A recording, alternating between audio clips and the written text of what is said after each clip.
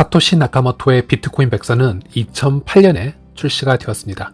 비트코인의 백서는 총 9장으로 이루어져 있고 마지막에 레퍼런스 정리를 제외하면 단 8장으로 이루어져 있는 백서다, 이렇게 말씀을 드릴 수 있겠습니다.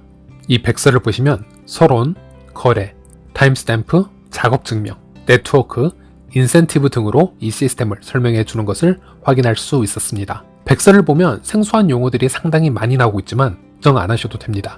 상당히 쉬운 내용들이기 때문에 제가 간단하게 설명을 해드리도록 하겠습니다. 일단 여기 이 두 문장만 읽어드리도록 하겠습니다.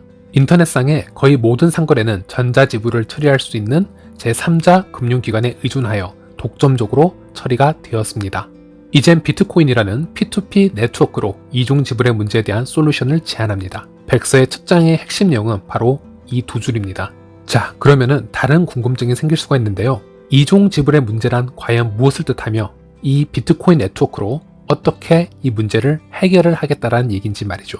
일단 여기서 이중지불이란 원본 파일에 저장된 가치를 지불한 뒤 해당 파일을 복사하여 다른 사람에게 또 지불을 하는 것을 얘기합니다. 예를 들어 잔고가 1000원밖에 없는 A가 B에게 1000원이라고 기록된 파일을 전송을 한 후에 다시 해당 파일을 복사를 해서 C에게 또 1000원을 전송하는 것을 얘기합니다. 우리가 은행이라는 중앙기관을 이용을 해서 이런 거래를 만들어 나갈 때는 이런 이중지불의 문제를 당장 고민할 필요는 없었습니다. 예를 들어 A가 B와 C에게 동시에 1000원을 전송을 한다 하더라도 은행의 중개기관에서는 그중 먼저 전송된 한쪽에만 이 거래를 승낙할 뿐 다른 거래에는 A의 잔고 부족이라는 이유로 거래를 취소시켜 줄 것이기 때문이죠. 하지만 만약 은행이 없는 시스템에서 또는 국가에서 이 A가 B와 C에게 동시에 1000원을 보내려고 한다면 누가 이 문제를 시스템적으로 해결해 줄 수 있을까요? 여기서 사토시 나카모토의 백서를 한번 확인해 보도록 하겠습니다. 잔고가 1비트코인, 1BTC밖에 없는 A가 B에게 1BTC를 보냅니다. 그러면 A가 B에게 1BTC를 보냈다라는 장부를 최대한 많은 사람에게 온라인상으로 배포를 해줍니다. 그리고 이 중 과반수 이상이 온라인상에서 이 장부는 참이다 이렇게 인정을 하면 이 장부를 정식 장부로 인정을 하고 절대 이 장부를 수정을 하지 못하도록 블록이라고 불리는 투명한 금고 안에 저장을 시켜버립니다. 그런데 여기서 한 가지 문제가 생겼습니다. 최대한 많은 사람들에게 장부를 배포한 후 공정한 의견을 듣고자 이런 시스템을 마련을 했는데 이 시스템의 약점이 노출이 된 것입니다. 만약 A가 1BTC를 B뿐만이 아니고 C에게도 똑같이 1BTC를 보내기 위해서 이중지불이라는 얍삽한 계획을 꾸미고 있습니다. 그리고 동시에 이 A는 본인의 개인 컴퓨터로 가계정을 수십 개, 수백 개나 만들어서 이 모든 가계정들이 각자의 검증인인 척 이런 계획을 꾸미고 있었던 것이죠. 그리고 이 본인의 모든 가계정으로 이렇게 조작된 장부들이 배포되면요, 모두 이게 참인 척 거짓 증언을 하는 것이고요. 이런 식으로 비트코인 시스템을 조작하려 계획을 짜고 있었던 것입니다. 이렇게 되자면 이 A라는 사람이 가계정을 많이 만들면 만들수록 가짜 계정의 의견이 전체 과반수를 넘어갈 확률이 매우 높아지게 됩니다. 그래서 사토시 나카모토는 여기에 또 다른 장치를 추가하게 됩니다. 매우 풀기 힘든 수학적 문제를 집어넣어서 이 문제를 해결하고 있습니다. 방법은 간단합니다. 장부를 배포받고 이 장부가 참인지 거짓인지 의견을 내세우기 위해서는 어려운 수학 문제를 풀 수 있어야만 발언권이 생기게 되는 것입니다. 자, 그러면 어떤 상황이 발생하게 될까요? 예를 들어서 이 장부를 검증하려 온라인에 모여 있었던 그 순수한 마음을 가졌던 유저들이 대략 1000명이 모였다고 가정을 해보겠습니다. 이 착한 일반 참여자들은 각자의 집에서 하나의 개인 컴퓨터로 하나의 수학 문제를 풀어나가기만 하면 됩니다. 예를 들어 시간이 문제를 푸는데 1시간이 걸린다고 예를 들어 보겠습니다. 그러면 이 1000명이 1시간 안에 1000개의 수학 문제를 다 풀었을 것이기에 1시간 후에 다 발언권이 생기게 된다라는 가정을 해볼 수 있습니다. 자, 이번에는 장부를 조작해야 되는 A한테는 정말 큰일이 아닐 수 없습니다. 자, 아까 말씀드린 착한 참여자들 1000명들은 자기가 조작한 장부가 모두 거짓이라고 얘기를 할 텐데, 그러면 조작된 정부는 이 최종 투명 금고 안에 들어갈 수가 없고 그냥 폐기 처분이 되고 말 것입니다.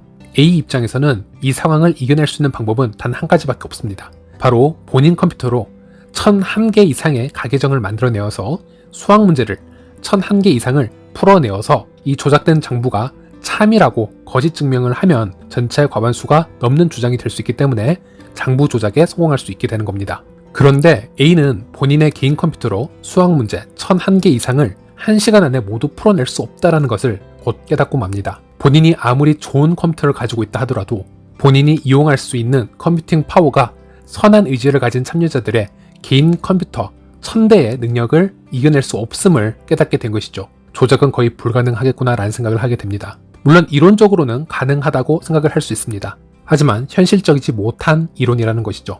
예를 들어 이 A가 용산 전자상가에 가서 수십억이 넘는 컴퓨터 하드웨어에 투자를 해야 아까 선한 참여자 1000명의 개인 컴퓨터의 총합을 이겨낼 수 있다는 점에 좌절감을 느낄 수밖에 없습니다. 그리고 내가 은행에 가서 대출을 받고 용산 전자상가에 가서 수십억의 컴퓨터를 다 싸그리 모은다 하더라도 그 소문이 퍼지면 이미 내가 조작을 하려 했던 비트코인이 조작이 될 수도 있다는 퍼드가 빠르게 번지게 되고요. 비트코인의 가격은 시장에서 휴지 조각이 될 수도 있습니다. 즉 A는 내가 비트코인으로 이중 지불을 조작해야 할 어떠한 이유도 찾지 못한 그런 결과가 펼쳐지게 됩니다. 그리고 이 사토시 나카모토는 당연히 선한 참여자들이 더 많이 자발적으로 장부를 배포받고 검증 활동을 해줄 수 있도록 인센티브 정책을 하나 내걸었는데요. 이것을 바로 우리는 비트코인 채굴 보상이라고 얘기를 하고 있습니다. 지금 제가 설명해드린 이 작업 증명 내용은 비트코인의 백서 제2페이지부터 시작이 됩니다. 물론 백서보다는 훨씬 더 알기 쉽게 설명을 해놓았습니다. 바로 MBN과 같은 블록체인 초짜분들을 위해서 말이죠. 여기서 우리가 다시 한번 알아야 되는 부분은 이 작업 증명, 수학 문제를 푸는 행위 또는 에너지를 소모하는 행위는 이중 지불을 해결하기 위한 수단일 뿐이지 이것 자체가 절대적 가치를 지니고 있지는 않다라는 겁니다. 이 이중 지불의 난제를 해결하기 위해서 사토시처럼 수학 문제를 던져주며 해결한 경우도 있겠지만 지분 증명이라고 해서 매우 에너지 효율적인 방식도 생겨나게 됩니다. 예를 들어 일단 X라는 지분 증명 방식의 암호화폐가 있다고 가정을 해보겠습니다. 이 X코인을 많이 보유하고 있는 사람들에게만 장부를 검증할 수 있는 권한을 부여해 주었다 가정을 해봅시다. 이 X코인을 많이 보유한 유저 1등부터 100등까지 데이터를 쫙 내어보니 1위는 X코인을 10만 개나 가지고 있고 100등도 무려 10,000개나 가지고 있다라고 가정을 해봅니다. 이런 유저들에게 장부 검증 권한을 주게 되면 상당히 신뢰를 가질 수 있는 결과를 얻을 수 있다 이렇게 생각을 합니다. 왜냐하면 X코인을 10만 개 또는 10,000개 이상 가지고 있는 사람들이 이 프로젝트의 장부를 거짓으로 만들어서 이 프로젝트 자체의 가치가 폭락하는 것을 보고 싶어 하지는 않을 테니 말이죠. 즉 이런 지분 증명 알고리즘은 컴퓨팅 파워의 배틀로 얘기를 하는 것이 아니고요. 코인을 얼만큼 가지고 있느냐 그 쉐어율로 얘기를 하고 있습니다. 자, 이번엔 바로 파이 네트워크가 취하고 있는 스텔라 합의 알고리즘으로 넘어가 보도록 하겠습니다. 스텔라 합의 알고리즘은 현존하는 알고리즘 중 가장 친환경적이고 에너지 효율적으로 장부를 검증하고 있다라는 평가를 받고 있습니다. 바로 신뢰 그래프로 투표를 하는 방법이라 할 수 있겠는데요. 쉽게 말하면 지인 찬스라고 생각을 하시면 됩니다. 장부를 검증하는 데 있어 그 참여자들의 참여도가 선한 의도인지 아닌지 주변에 아는 사람들이 보증을 해주는 시스템이라고 생각을 하시면 됩니다. 예를 들어 철수가 장부를 배포받고 이것이 참이라고 한다면 이 철수와 관계된 사람들이 그의 의견의 신뢰성을 보장해줍니다. 그리고 다른 한편에서는 영이라는 사람이 장부 검증을 하고 있고 이 영이를 아는 주변 사람들이 저 사람의 말은 신뢰를 해도 괜찮다라는 추천을 해주게 됩니다. 이런 식으로 여러 사람들이 투표를 한데 모아서 최종적으로 이들이 내린 결정이 타당하다라고 판단이 되면 블록 안에 저장이 되는 형식을 가지고 있습니다. 이 또한 사토시 나카모토의 비트코인 백서 제1페이지에 나오는 이중 지불 문제를 해결하기 위한 하나의 방법론이 되겠습니다. 자, 다시 한번 묻겠습니다. 아직도 파이코인의 보상을 얻기 위해 휴대폰상에서 엄청난 배터리와 하드웨어, 컴퓨팅 에너지를 태워가면서 수학 문제를 풀어야만 가치가 있는 것이라고 생각을 하십니까? 에너지를 태우든 코인을 소유하고 스테이킹을 박아놓든 아니면 본인의 소셜 그래프를 제공을 하고 본인이 참 유저임을 증명을 하듯 이 모든 형태는 이중 지불 문제를 풀기 위한 하나의 솔루션일 뿐이라는 것 잊지 마시길 바라겠습니다.